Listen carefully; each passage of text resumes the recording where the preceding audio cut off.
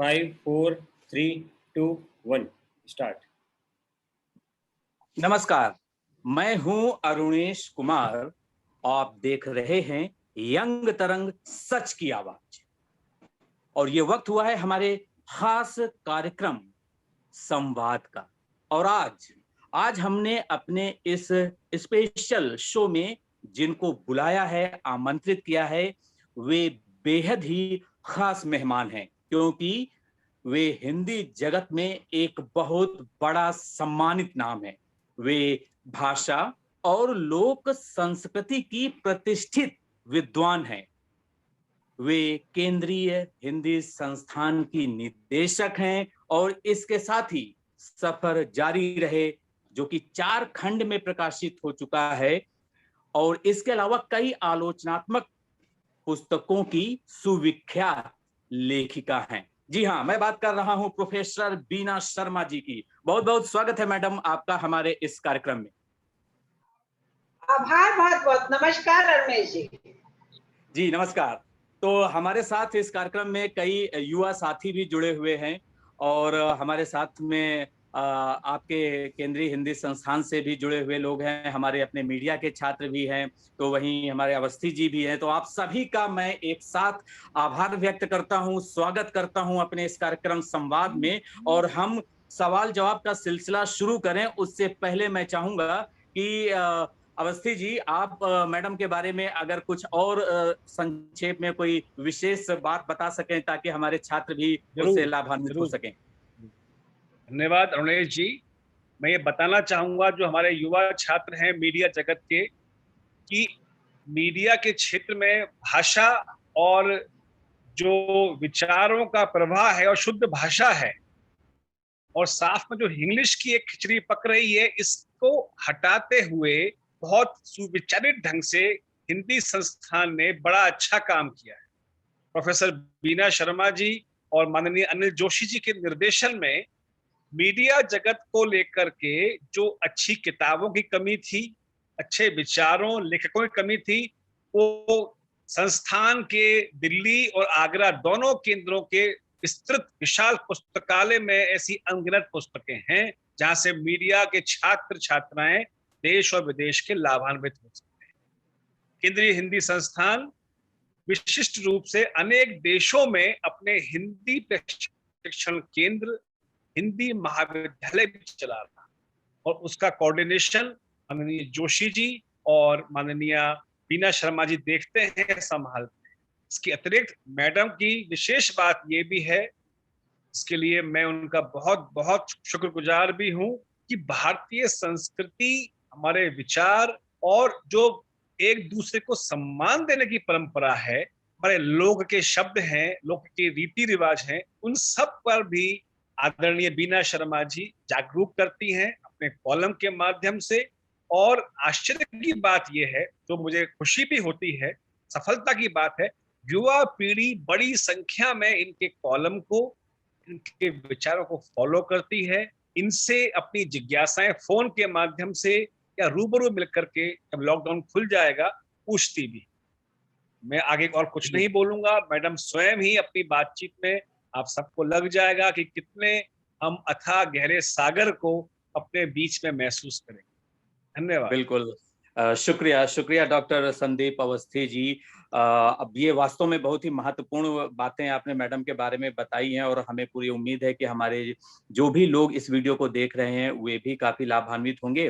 तो आइए अब हम सवाल जवाब का सिलसिला शुरू करते हैं। तो सबसे पहले मैडम, आपसे मैं यही जानना चाहूंगा कि आपकी अपनी पढ़ाई लिखाई के सफर से लेकर केंद्रीय हिंदी संस्थान के निदेशक बनने तक का सफर कैसा रहा? कितनी मेहनत करनी पड़ी, कितना संघर्ष करना पड़ा? सफर बहुत आसान रहा। यूं तो किसी सफर की कठिनता और सरलता व्यक्ति पर निर्भर करती है कि वह परिस्थितियों को, वह अवसरों को किस रूप में लेता है। कुछ भी सरल और कठिन जैसा नहीं होता। ये बहुत कुछ आपकी मनोवृत्ति पर निर्भर करता है कि जिस परिवार में आप जन्म लेते हैं, जिनके मध्य आपका पालन पोषण होता है, जैसे आपके भाई बहन होते हैं, विवाह के बाद जैसा परिवार आपको मिलता है, जिस संस्था में आप करने जाते हैं, काम करने जाते हैं, वहां आपके साथी बंधु होते हैं, और सबसे बड़ी बात होती है कि जिनके मार्गदर्शन में, जिनके संरक्षण में आप काम करते हैं, उनसे आपको कितना स्नेह मिलता है। वो आपकी कर्तव्य निष्ठा को सराहते हैं अथवा आपको आलोचित करते हैं। ये सब परिस्थितियां मिलकर मेरा सफर तो बहुत सुहाना है, इसीलिए मैं उसको सबके साथ बांट लेती हूँ। छुपाने जैसा मेरे पास कुछ नहीं है। बिल्कुल, बहुत सही बात कही आपने। और आपका सफर सुहाना है। अब आपके साथ जो लोग जुड़े हुए हैं उनका सफर भी सुहाना रहे, उसमें भी आप मदद कर रही हैं। आप अपने छात्राओं को भी गाइडेंस दे रही हैं, उनका मार्गदर्शन कर रही हैं। तो अगला सवाल मेरा आपके संस्थान से जुड़ा हुआ है कि वैसे तो केंद्रीय हिंदी संस्थान का नाम पूरे विश्व में विख्यात है, और जब से आपने निदेशक पद का पदभार संभाला है, तो उसके बाद आपने किन चुनौतियों का सामना किया और संस्थान को एक नई ऊंचाइयों तक पहुंचाने के लिए आप क्या प्रयास कर रही हैं? सबसे बड़ा प्रयास होता है कि जो आपकी लंबित परियोजनाएं हैं, जिन दिशाओं में आप कर रहे हैं, जिन देशों के छात्रों के साथ आपका संपर्क है, भारतवर्ष में हिंदी तर भाषियों के लिए जो कार्यक्रम चलाए जा रहे हैं, सबसे पहली चुनौती थी कि कोरोना का आ जाना और ऑफलाइन से ऑनलाइन में जाना। दूसरी बात, हमने बहुत सारी परियोजनाएं इसमें शुरू की।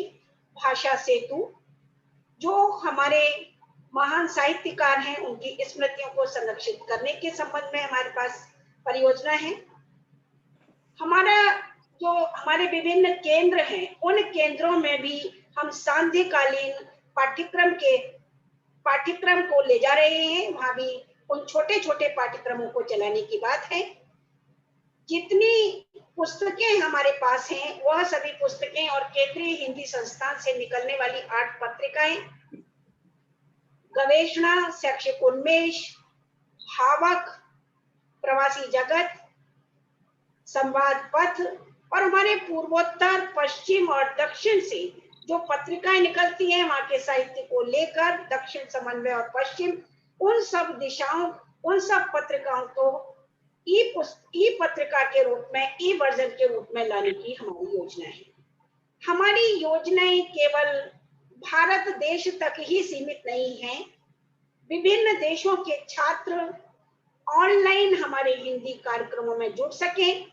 वो जो हिंदी पढ़ना पढ़ाना चाहते हैं, अभी तक बहुत सारे देशों के छात्र इन परिस्थितियों में भारत तक नहीं आ सकते, उनके लिए हमारी ऑनलाइन हिंदी कार्यक्रम की योजना है, और इन योजनाओं को हम बहुत शीघ्र ही पूरा करेंगे। हमने एक समयबद्ध लक्ष्य रखा है कि इतने मास में यह कार्यक्रम पूर्ण हो जाना चाहिए।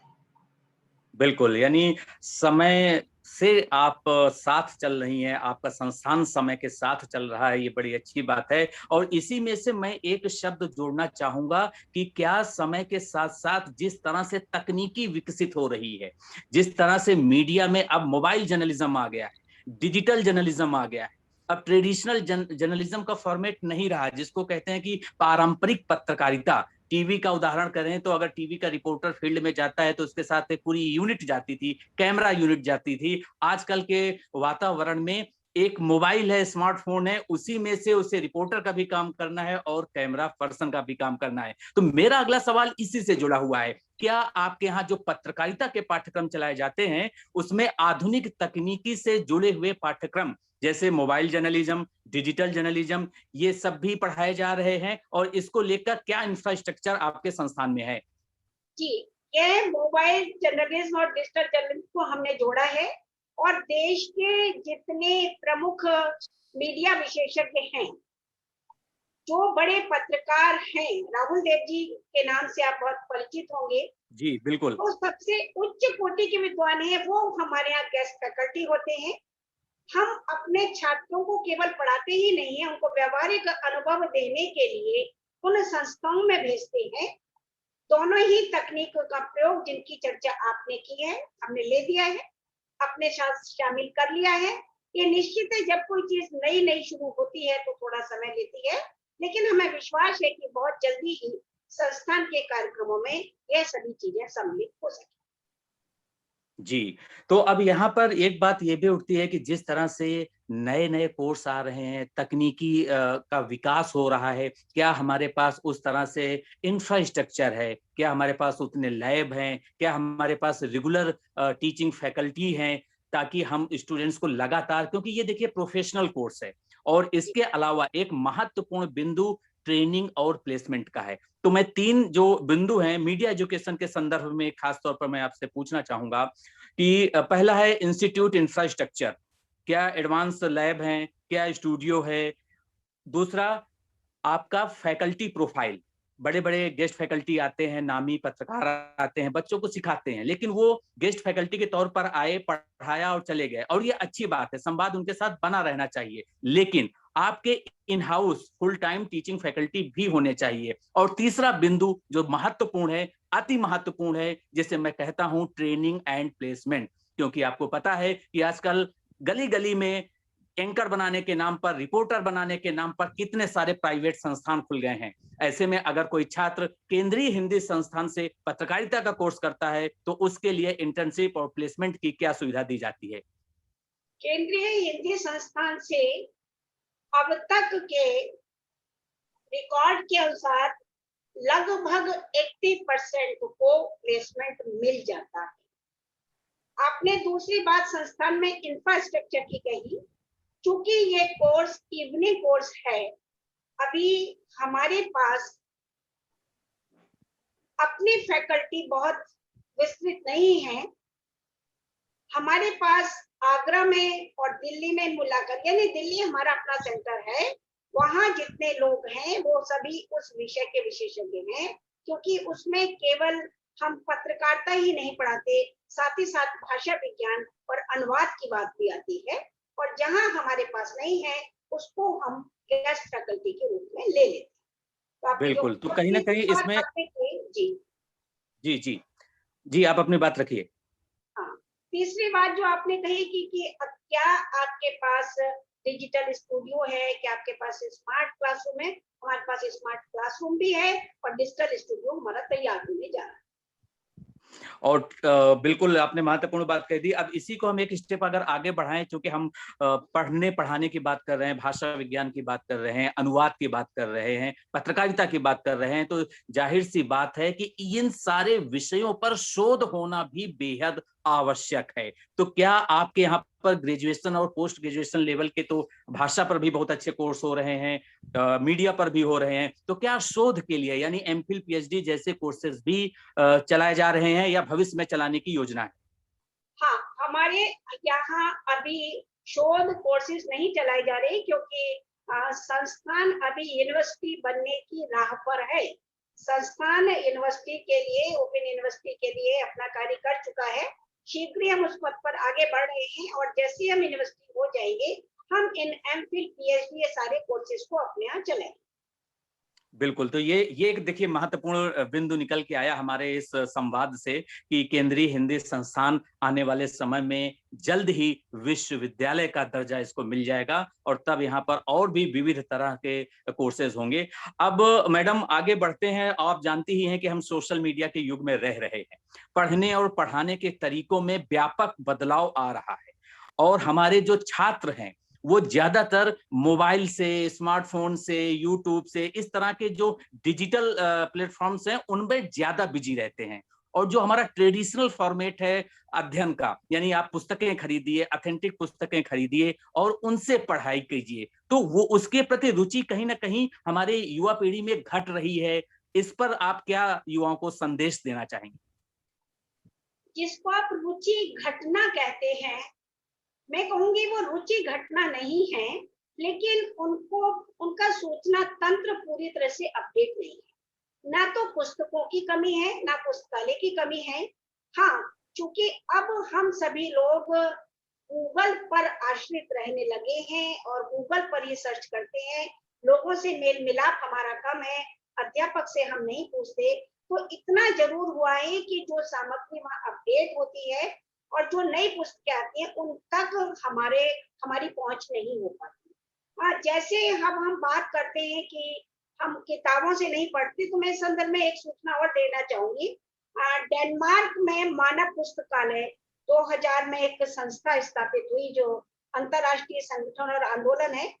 जैसे आप पुस्तक पढ़ते हैं वैसे ही वहाँ ऐसे व्यक्ति, ऐसे इंसान उपलब्ध कराए जाते हैं जो जिनसे आप प्रत्यक्ष रूप से अपनी बात कह सकते हैं।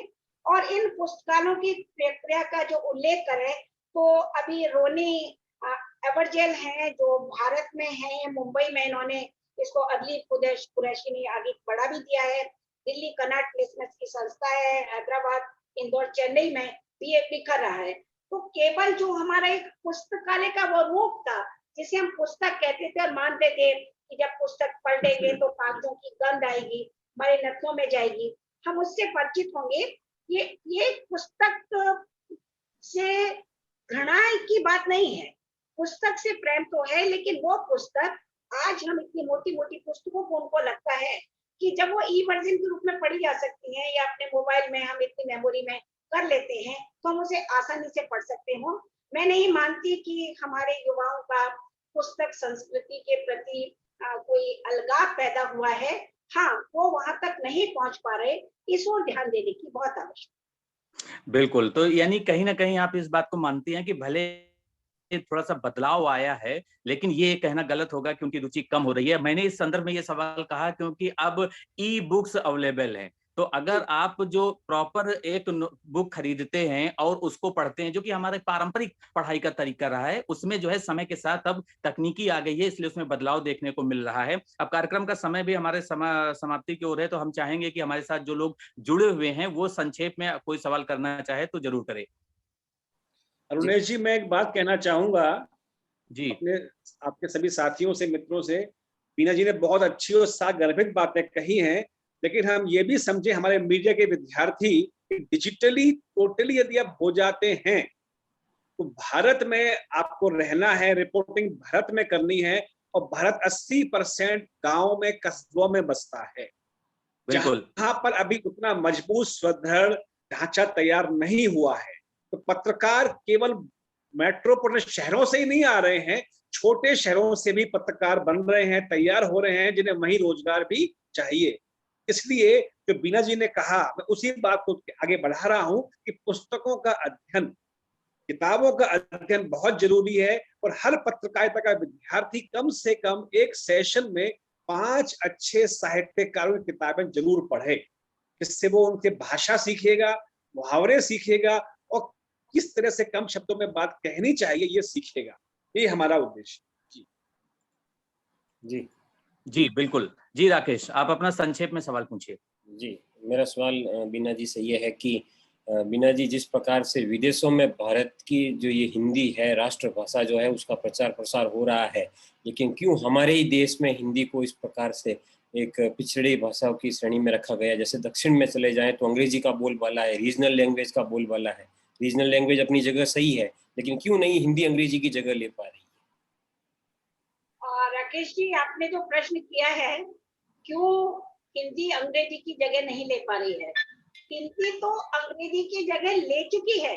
अब केवल कुछ मुट्ठी भर लोग हैं जो उसमें बाधा पहुंचा रहे हैं, या वे लोग हैं जिन्हें हिंदी की उस शब्दावली से परहेज है जिसे वो कठिन बता देते हैं। हिंदी कभी भी कठिन भाषा नहीं रही है। हमारे, चूंकि मैं केंद्रीय हिंदी संस्थान से बात कर रही हूँ, हमारे देश भर में फैले हुए 8 केंद्र, वहां पढ़ने वाले छात्र सब हिंदी भाषी, सब हिंदी के शिक्षक हैं, और वह शिक्षक जब लगातार नवीकरण कार्यक्रमों में आते हैं, हमारे यहाँ से बीएड, एमएड, डीएलएड किए हुए छात्र, जबकि उनकी मातृभाषा हिंदी नहीं है, वो हिंदी में इतनी अच्छी तरह बोल सकते हैं, अपनी अभिव्यक्ति दे सकते हैं, तो हम हिंदी क्षेत्रों के विद्यार्थी क्यों नहीं? तो हिंदी से अलगाव बनाना, हिंदी से दूरी बनाना, हिंदी को कोई भाव न देना, ये हम अपने मन में भले ही करते रहे, लेकिन आज हिंदी ने जो परचम फैलाया है वह अपनी जगह स्थित है। हमें थोड़ा सा कुएं के मेंढक बने न रहकर बाहर देखना चाहिए। कहीं मन में ये मान लेना कि हिंदी तो अपनी है, हिंदी तो आ जाएगी, हिंदी को सीखने के लिए क्या मेहनत करनी, इस तरह की बातें। और दूसरा, हिंदी को हमने प्रेस्टीज इशू से जोड़ दिया है कि हम, आपको आश्चर्य होगा, हिंदी का ट्यूशन नहीं लिया जाता। कहते हैं हिंदी को क्या सीखना। अरे आप 10 बार की हिंदी में लिख कर देखिए, तब आपको मालूम चलेगा कि हिंदी कैसे लिखी जाती है। हम मुहावरे बिल्कुल। लोगों को से परिचित क्यों हैं? क्योंकि हम उसके आगे नहीं बढ़ पा रहे। हमने अपने अध्ययन को, हमने अपने ज्ञान क्षेत्र को संकुचित कर दिया है, केवल कुछ ही पुस्तकों पर आधारित रहकर बात कर रहे हैं, इसलिए राकेश जी ऐसा हो रहा है। हाँ, तो या आप ये समझिए कि दरअसल जो हिंदी है ना, वो हिंदुस्तान के हृदय की भाषा है। जरूर मैडम का ये कहना सच है कि कुछ लोग हैं जो नहीं चाहते कि इसे कानूनी तौर पर, संवैधानिक तौर पर एक राजकीय भाषा का दर्जा तो है, लेकिन राष्ट्र भाषा वो हो, क्योंकि उसमें सियासत है कहीं ना कहीं। खैर, हम उस सियासत पर नहीं जा रहे हैं। अब हम अगला सवाल ले रहे हैं। जी, संक्षेप में अपना अगला सवाल पूछिए। अवनीश या उद्देश्य, आप लोग। जी, अवनीश।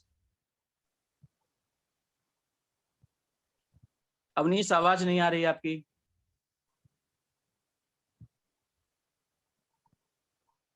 अवनीश म्यूट हैं। आपने शायद हेडफोन लगा रखा है अवनीश, इस वजह से आपकी आवाज नहीं आ रही है। आप या तो हेडफोन निकाल के बात कीजिए, या फिर हम अगला सवाल ले लेते हैं, तब तक आप सही से सेटल हो जाइए। उद्देश्य, आपका कोई सवाल है? Yes sir. हेलो मैम, सबसे पहले तो थैंक यू आपके लिए। मैम, जितना मैं देख पा रहा हूँ, जितना मैं समझ पा रहा हूँ कि जो हिंदी केंद्रीय संस्थान है, उसका उद्देश्य सभी जो भारतीय भाषा है उनको आगे ले जाकर देश विदेश में फैलाना है, जिससे लोग उनकी मूलता को जान सके, उनको पहचान सके। मैम, जो उद्देश्य है वो कहाँ तक पूरा हो पाया है?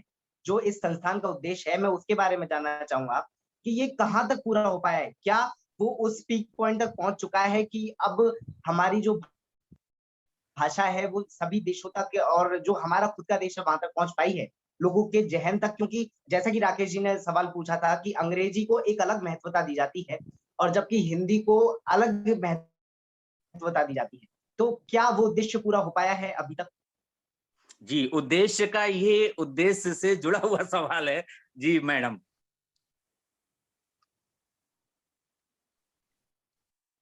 लगता है कुछ नेटवर्क, हाँ, कुछ प्रॉब्लम हो रही है। तो अवस्थी जी, आप इस बारे में कुछ कहना चाहेंगे? मैं जवाब दूंगा इसका कि जो सवाल पूछा अभी छोटे भाई ने हमारे, एक तो हम ये देखें कि हिंदी हमारे राष्ट्र में मजबूत है, मजबूत थी और मजबूत रहेगी। दूसरी बात, जो उद्देश्य था सर्वव्यापी पहुंच का, तो कोरोना काल में भी हम देखें हिंदी के माध्यम से पूरे देश में एकता बनी हुई है, और जितने भी हमारे प्रवासी भारतीय हैं वो भी हिंदी के माध्यम से हमसे जुड़े हुए हैं। और मैं एक सरल उदाहरण दूंगा। आज आप सभी बच्चों से पूछा जाए, मैं पूछूं आपके बच्चों से कि हिंदी के श्रेष्ठ 10 पत्रकारों के नाम बताएं, तो वो फटाफट नाम बता देंगे। राहुल देव जी का, रजत शर्मा का, प्रणव का, अन्य लोगों का। उनसे पूछा जाए कि आप 5 अंग्रेजी के न्यूज रीडर का नाम बताएं, वो बताने में सोच में पड़ जाए। ये ताकत है कि हिंदी आगे बढ़ रही है और स्थापित हो रही है, और अंग्रेजी पीछे खिसकती जा रही है। और दूसरी और अंतिम बात मेरे कहने की कि हम जो विद्यार्थी हैं, प्रोफेसर हैं, लेक्चरर हैं, हम अपने मन में कतई ये ना सोचे कि अंग्रेजी कोई विशिष्ट या साधुओं की भाषा है और हिंदी कोई अलग लोगों की भाषा। आज उल्टा हो गया है। अमेरिका में, लंदन में, सब जगह केंद्रीय हिंदी संस्थान के कार्यालयों में विदेशी लोग, अमेरिकी मूल के लोग हिंदी सीख रहे हैं, हिंदी, हिंदुस्तान को, संस्कृति को जानने के। तो निश्चित रूप से हम हिंदी को बहुत आगे ले जा रहे हैं और विश्व में परचम लहरा रहे हैं।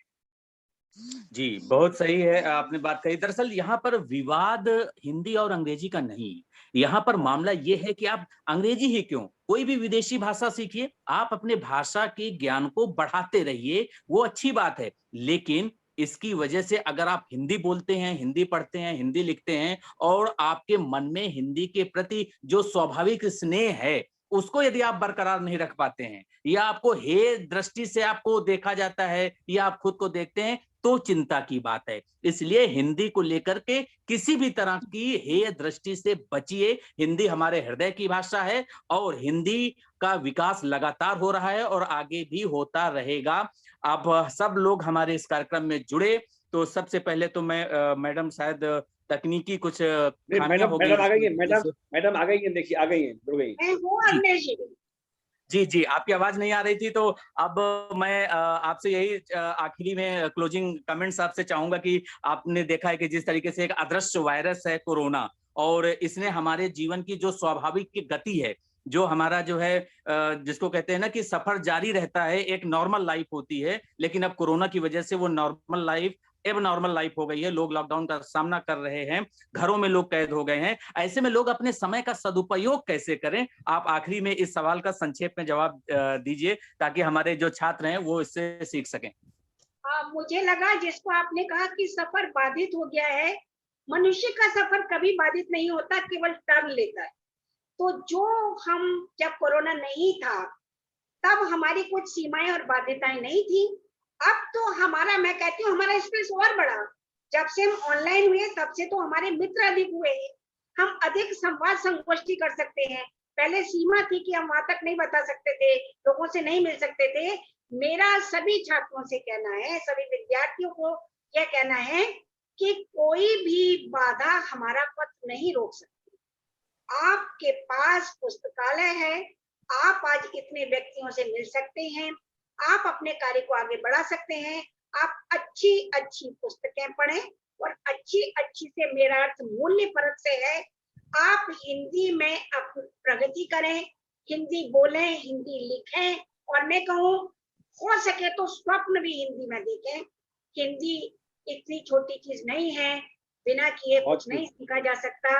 आप दिन रात लगे रहेंगे तो निश्चित रूप से सफलता आपके कदम चूपेगी। कोई बाधा, कोई पहाड़ आपके आड़े नहीं आ सकता। तो आपकी बिल्कुल सही कहा मैम, बहुत बहुत धन्यवाद हमसे जुड़ने के लिए और इतनी महत्वपूर्ण बातें हमारे साथ शेयर करने के लिए, साझा करने के लिए। हम आपके दिल से आभारी हैं, और साथ साथ अवस्थी जी के भी आभारी हैं, और जितने भी लोग हमारे इस कार्यक्रम में जुड़े हैं उन सबको मैं विशेष तौर पर धन्यवाद ज्ञापित करना चाहूंगा कि उन्होंने समय निकाला और हमारे इस कार्यक्रम से जुड़े। आखिर में मैं आप सबसे यही कहना चाहूंगा कि मैडम जिस तरह से कहती है ना कि सफर जारी रहे, तो ये वास्तव में जैसे इंग्लिश में कहा जाता है the show must go on, उसी तरीके से the learning must go on, यानी सीखने सिखाने की प्रक्रिया, पढ़ने पढ़ाने की प्रक्रिया सतत रूप से जारी रहे। इसलिए चाहे लॉकडाउन हो या ना हो, आप लोग पढ़ते रहिए, आगे बढ़ते रहिए। बहुत बहुत धन्यवाद आप सभी विद्वानों का हमारे इस कार्यक्रम संवाद में जोड़ने के लिए। तो आपको हमारा ये वीडियो कैसा लगा, आप अपना फीडबैक कमेंट बॉक्स में जरूर दीजिए। साथ ही हमारे चैनल को लाइक, शेयर और सब्सक्राइब कीजिए, और देखते रहिए यंग तरंग, सच की आवाज।